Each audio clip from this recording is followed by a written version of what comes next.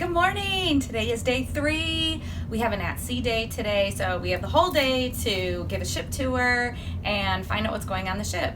The first thing that I know is going on is sunrise is at about 5:57 today, so we are going to go grab a coffee and check it out.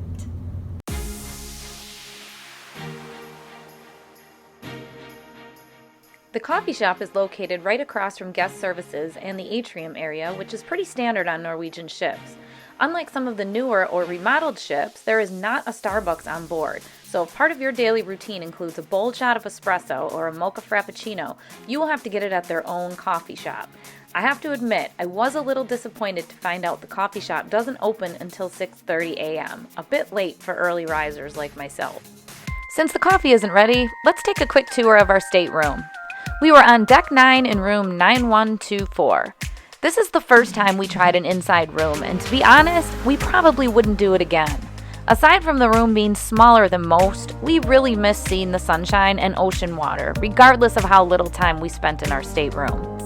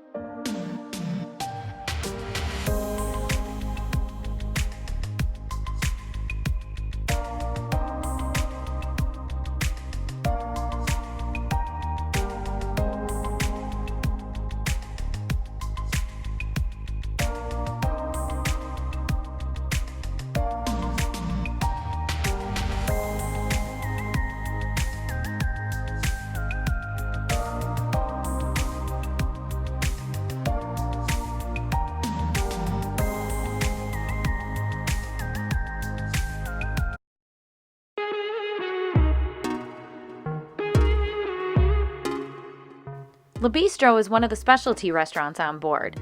We dined at Bistro on day 1 and share more details about our experience in our video about dining options on board. The cuisine is French style, not typically a favorite of my husband's, but he ordered a 5 peppercorn fillet that he very much enjoyed. As a wonderful compliment to dessert, they serve coffee in a French press that was the best coffee we had on the ship.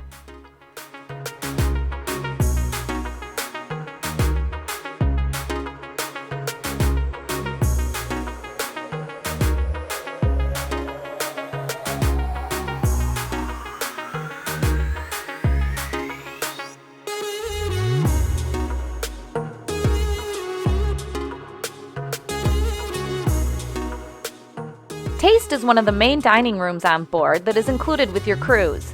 On the Epic, the location of Taste is quite unique as part of the dining room does not have a ceiling.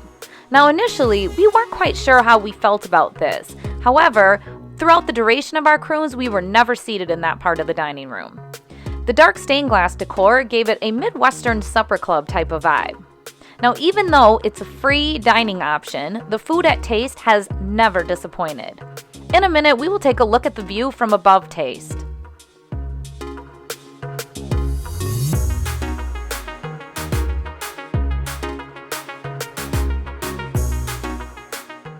This is the first escalator I've ever seen on a cruise ship, and it was quite convenient in lieu of waiting for the elevator.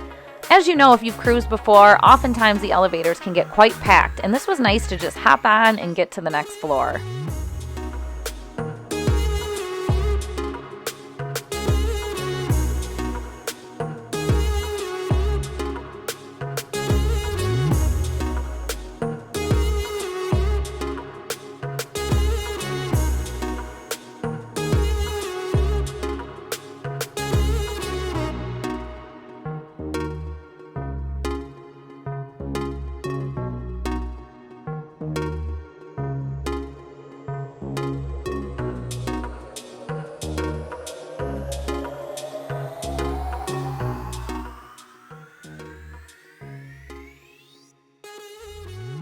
O'Sheehan's is another one of the free dining options, and it's located right above the Atrium.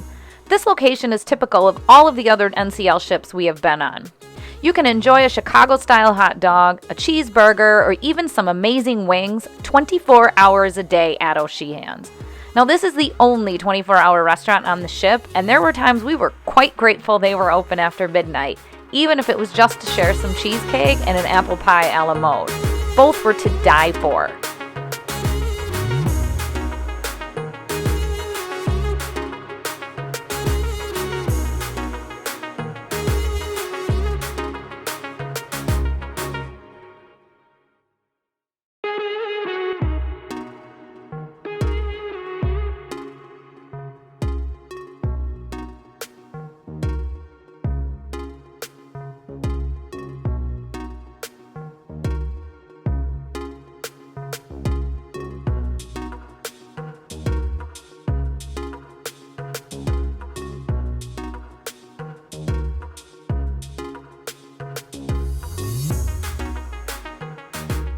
Now, there is a true-to-size bowling alley inside O'Sheehan's, and the cost is $7 per game.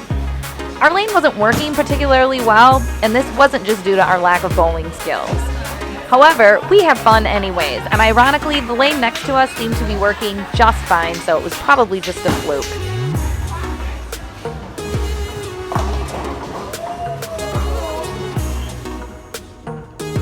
The Manhattan Room is another of the free dining options. It was closed when I stopped by for a tour, so I added some still shots and a short clip of the live entertainment we enjoyed during our dinner.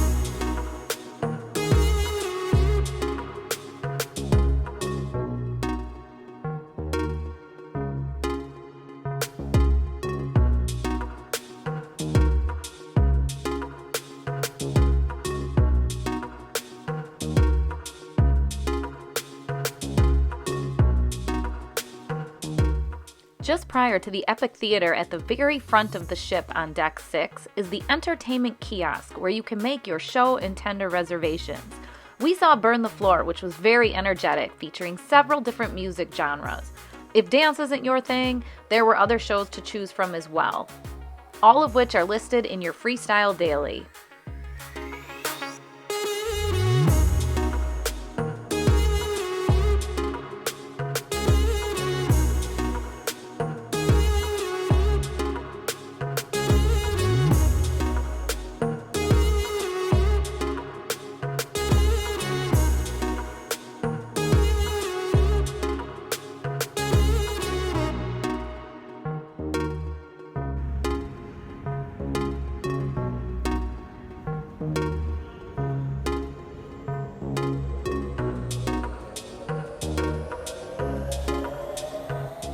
The first stop on Deck 7 is the Bliss Ultra Lounge.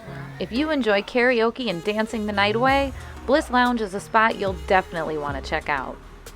Now that I think of it, I believe I have a clip of some karaoke. Now, it's not myself, it happens to be some friends that we made, but it's kind of funny and you can even hear her husband laughing in the background, but it's definitely a good time.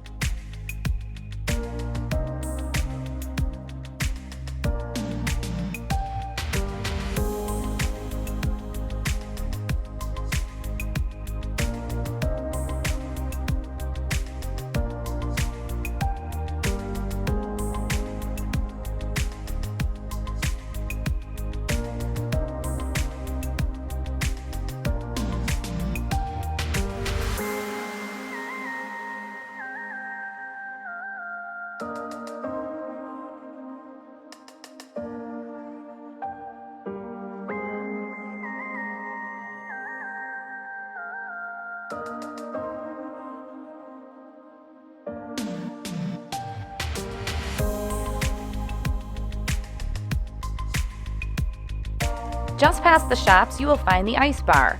This is a popular attraction, but not for us, as we cruise to escape the frigid cold Wisconsin weather. Shaker's Martini Bar next door is definitely more our style.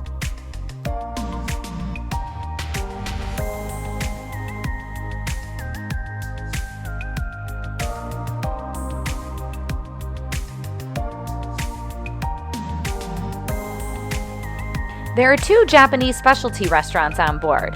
Wasabi features an array of sushi served at a sushi bar. Next door you'll find Teppanyaki, which is hibachi-style cooking. Definitely something you don't want to miss if you're traveling with a group. We had a blast with new friends we met on the ship.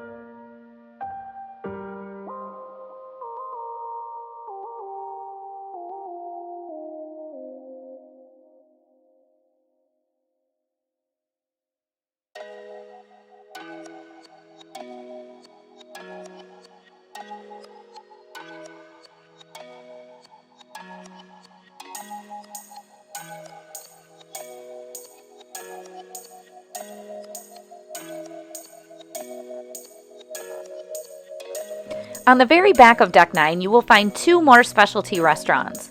Moderno, which is a Brazilian steakhouse we haven't yet had the opportunity to try, and our absolute favorite on NCL ships, Cagney Steakhouse. Now, the night we dined at Cagney's, we were so lucky to be seated by the window with a great view of the propelled water.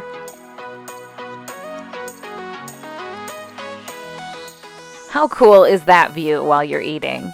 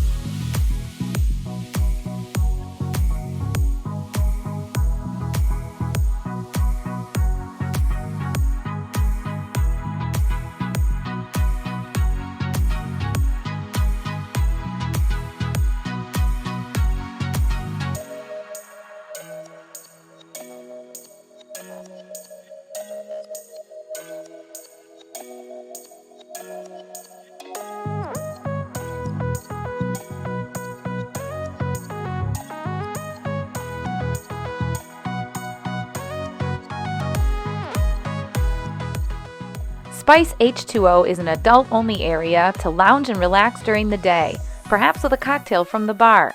At night, Spice has themed dance parties.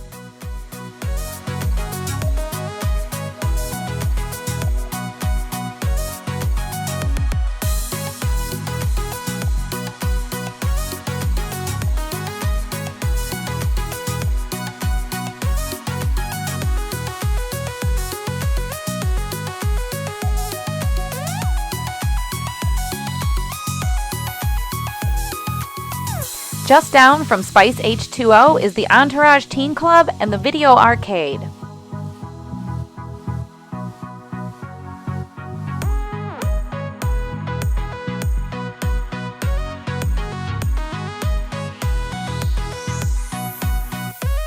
Moving on to the pool deck, you will find tons of activities for everyone in the family.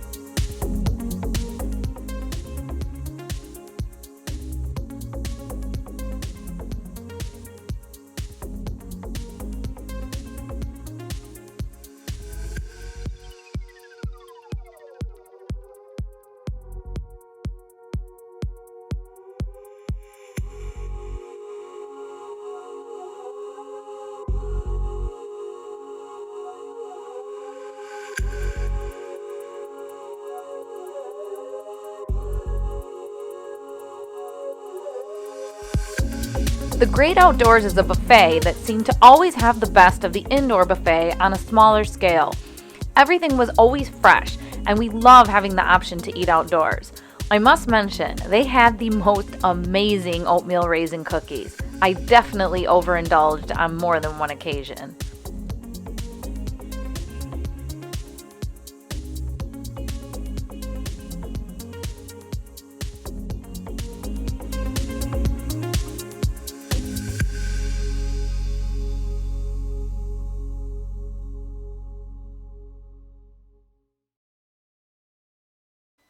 Just inside is the Garden Cafe Buffet.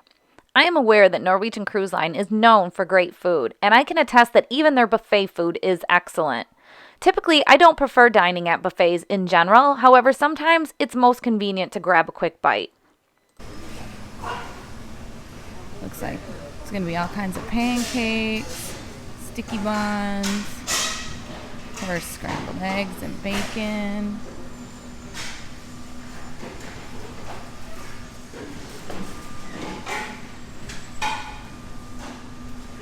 Cold cuts and cheese, hummus, some salmon mousse,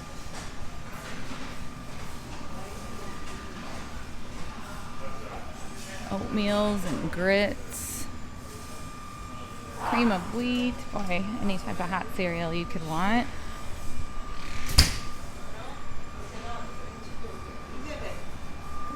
These apple sticky buns are so good. I have to stay away from those. I have been caving in sausage and gravy. Omelet bar is always popular on cruises. If I do have breakfast, I tend to just order my eggs over easy at the omelet bar. Some different eggs Benedicts, some sauces to complement toast.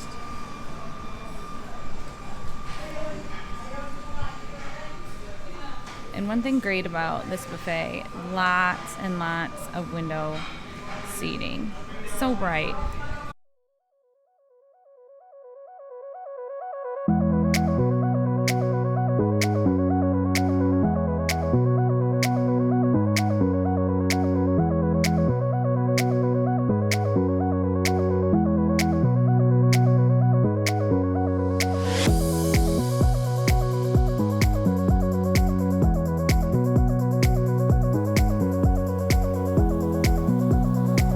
If you're craving Italian cuisine, La Cucina is the place to be with a great location at the very front of the ship on Deck 14. This is another specialty restaurant.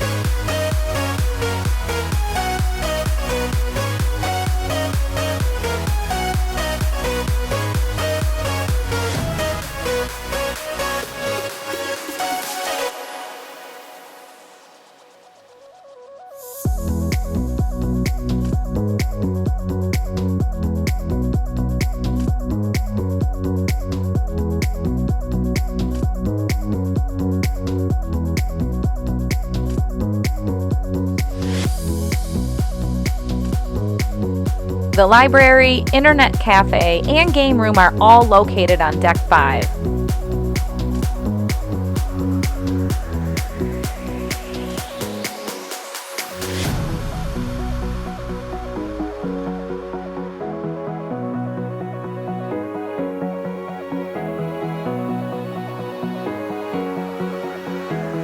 We will often grab a deck of cards or a board game and take them outside to play, since we want to soak up as much Caribbean air as we can.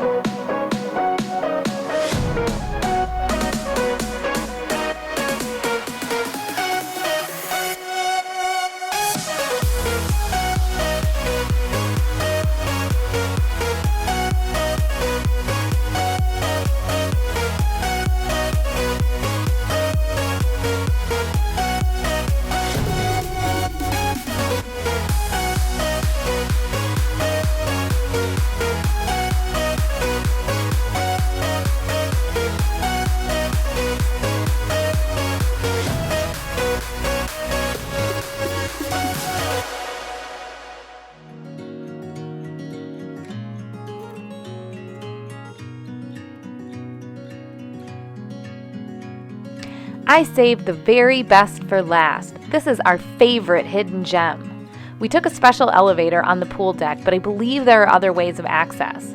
Since we didn't have the kids along on this trip, we sought out a nice quiet spot outside to read, relax, and take in the Caribbean sun. And we found just that, on the very top of the ship on deck 18.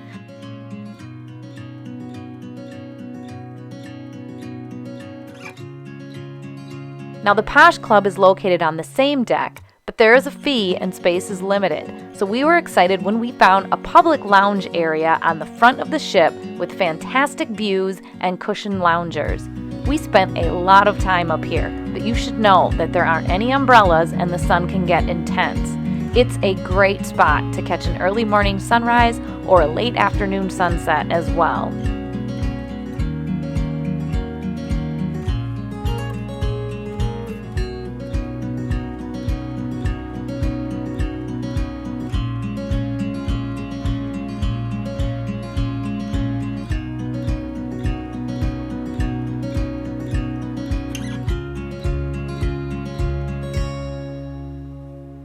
As you can see, they're beginning to clean up now for the night, but during the day, the sides of deck 18 are filled with chairs as well. There is more than enough seating to fit everyone that wants to be there.